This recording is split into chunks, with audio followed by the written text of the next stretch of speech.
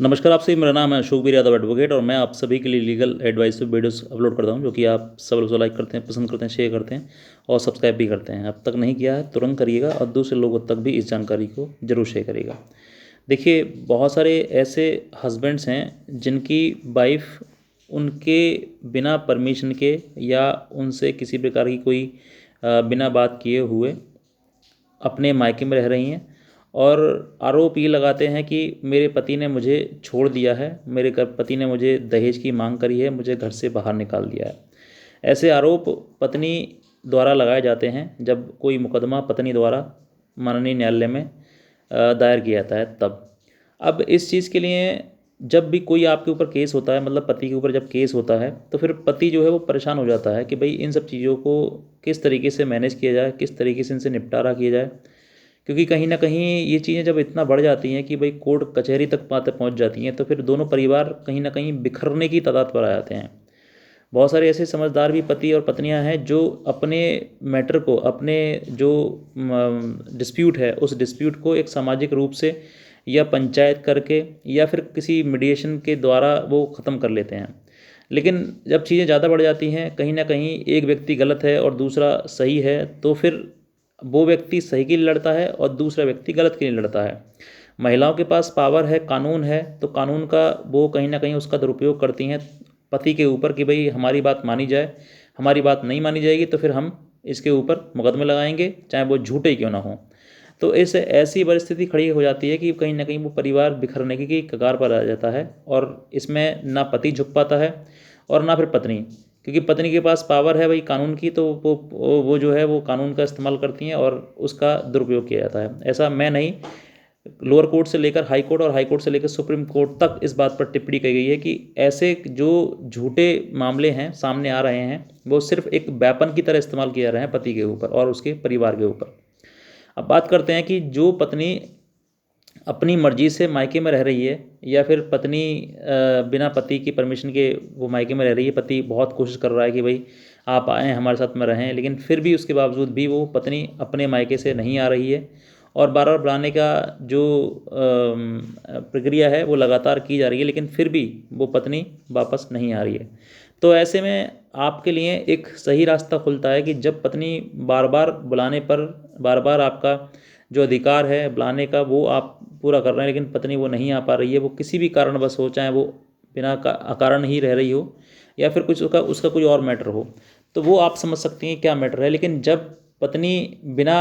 मतलब पति को छोड़कर अपने मायके रहती है, तो फिर ऐसी पत्नी मेंटेनेंस यानी कि खर्चे की अधिकारी नहीं होती है। अब वो क्या है, वो मैं आपको पूरा प्रक्रिया बताता हूँ, क्योंकि बहुत सारे ऐसे हस्बैंड्स हैं जिनके पास ये तो पता है इनको कि सर मेरी पत्नी जो है वो बिना मर्जी के रह रही है या फिर वो अपने मर्जी से गई थी और मेरे घर में लड़ाई झगड़ा करती थी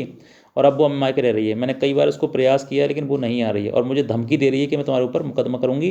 तो मैं जेल भिजवाऊंगी, तो मैं जेल की चक्की भिजवाऊंगी। ऐसी धमकियाँ कॉमनली महिलाएं अपने पति या पति के परिवार को देती हैं। अब ऐसे में आपको थोड़ा सा समझदार बनना है। अब जो मैं आपको कानूनी सलाह दे रहा हूँ, उस कानूनी सलाह से आपको एक बार ये भी सोचना है कि अगर मैं इस चीज़ के लिए मतलब लड़ने के लिए प्रिपेयर हूँ या फिर नहीं हूँ। अगर आपको लगता है कि भाई मुझे कानूनी सलाह ये वाली इस्तेमाल ना करके मैं अपना मतलब परिवार अपने स्तर पर ख़त्म, मतलब अपनी परिवार की परेशानी है उसको अपने स्तर पर ख़त्म कर लूँ, तो बहुत अच्छी बात है। क्योंकि मैं आपको दोनों चीज़ बता रहा हूँ कि कानून का सहारा आपको तभी लेना है जब आपके पास लास्ट ऑप्शन हो। परिवार को आप, ज़रूरी नहीं कि आपको कानून की सलाह लेनी, कानून का सलाह मतलब सहायता लेनी है तभी आपका घर बसे, नहीं। आपको जिस समय आपने शादी करी थी तब आपने कोई कानूनी न सलाह ली थी और ना ही आपने किसी भी पुलिस, कोर्ट, कचहरी, थाने का सहारा लिया था। आज भी वही करना है आपके लिए। आप अपने परिवार को बिना किसी कानूनी सहायता के भी आप अपने परिवार को ठीक कर सकते हैं, सुधार सकते हैं। अब मैंने ये आपको बताया, ये एडिशनल आपके लिए है। अब मैं बात करता हूँ कानूनी प्रक्रिया की। मान लीजिए कि आपकी पत्नी आपसे रूठ कर चली गई है या फिर अब आप बहुत दिन हो गए, कई साल हो गए वो नहीं आ रही है, आपने कई काफ़ी प्रयास किया है और अब वो मेंटेनेंस का केस लगा रही है या फिर लगाने की धमकी दे रही है आपको। तो आपको विशेष बातों का कुछ ध्यान रखना है। सबसे पहले आपको क्या करना है, जैसे ही आपकी पत्नी आपसे रूठ कर जाती है या फिर लड़ाई झगड़ा हो जाता है या फिर आपको लगता है कि अब ये नहीं आएगी और मुझे परेशान करेगी या फिर मेरे ऊपर मुकदमा करेगी, क्योंकि आपको एहसास हो जाता है व्यक्ति को कि हाँ ये मुकदमा करने वाली है या फिर नहीं है। तो ऐसी पत्नी के लिए जब लगता है कि हाँ ये अब तो तय है, मुकदमा होने वाला ही है, तो आपको सबसे पहले जिस दिन जाती है वो उससे अगले दिन या 1-2 दिन बाद ही तुरंत जितना जल्दी आप दे सकते हैं एक एप्लीकेशन फाइल करें कि मेरी पत्नी इस तारीख को लड़कर झगड़ा करके, और जो भी आपके साथ में कंडीशन बीती है उस सबको लिखते हुए आप ये लिख के,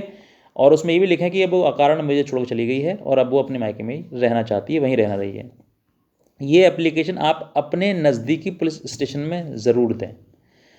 और हो सकता है अगर आप उत्तर प्रदेश से हैं, उत्तर प्रदेश में आपको यूपी मतलब सीएम योगी जी का जो यूपी में जो योगी जी का सीएम पोर्टल है उस पर आप जन सुनवाई में आप उसमें शिकायत कर सकते हैं, और वहाँ पर आपको जो है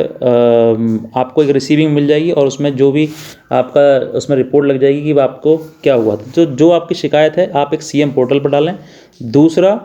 आप कंप्लेंट जो आपने लिखी है, आपके साथ जो घटना घटित हुई है उसी की कंप्लेंट जो है वो एक नज़दीकी पुलिस स्टेशन में दें, और वहाँ से आप रिसीविंग ले लें कि आपने जो बात कही है उसकी रिसीविंग। अब ये दोनों चीज़ें आपके पास में होगी, यानी कि सीएम पोर्टल पर आप डालेंगे तो उसमें आपको रिसीविंग की आवश्यकता नहीं पड़ेगी, उसमें रिपोर्ट पढ़ाई लगेगी तो वो उसका आपको पूरा रिकॉर्ड मिल जाएगा और आप वहाँ से PDF अपनी कॉपी फाइल कर मतलब प्राप्त कर सकते हैं। दूसरा, आपके पास एक थाने की जो अपने नज़दीक अपनी थी उसकी कॉपी, ये दोनों कॉपी आप अपने पास संभाल कर रखें। भविष्य में जब भी आपके ऊपर मुकदमा दायर करे वो तुरंत आप इसकी कॉपी, इन दोनों की कॉपी जो है वो उसी मुकदमे में लगाएं कि सर देखिए मैंने हर प्रकार से प्रयास किया रखने का, लेकिन ये महिला नहीं आई। तब ऐसे समय पर जो है कोर्ट खूब स्वयं वहाँ पर ही आपका मेडिएशन कराएगा, और अगर पॉसिबल होगा तो वहीं से आपको भेज दिया जाएगा, आपके दोनों साथ में मेडिएशन करा के एक दूसरे के साथ रहने के लिए आदेश कर दिए जाएंगे। और अगर फिर भी अगर नहीं रहती है तो वो वहीं पर केस डिसमिस हो जाएगा, और ऐसी महिला जो पत्नी का धर्म निभाना ही नहीं चाहती या फिर पति के साथ रहना ही नहीं चाहती, तो कोर्ट भी ऐसे पत्नी को कभी भी मेंटेनेंस देने की हकदारी नहीं है। और जहाँ पर लगता है कि महिला जो है वो अकारण ही अपने मायके में रह रही है और पति को सिर्फ शोषण या फिर उसको एक्सटॉर्शन कर रही है, तो ऐसी पत्नी को कोई भी मेंटेनेंस देने का अधिकारी नहीं है और कोई भी मेंटेनेंस आपको नहीं देना पड़ेगा। ये एक प्रक्रिया थी जिस आधार पर आप अपनी पत्नी से मेंटेनेंस से बच सकते हैं। और दूसरा, आपकी कोई गलती वहाँ पर नहीं मानी जाएगी और आपको ये बनाया जाएगा कि हाँ पति चाहता है लेकिन पत्नी साथ में रहना नहीं चाहती है। तो बस मैं इतना कहना चाहूँगा, अगर आप नए हैं तुरंत सब्सक्राइब करें इस चैनल को और दूसरे लोगों तक जरूर शेयर करें। आज का वीडियो आपसे बहुत धन्यवाद।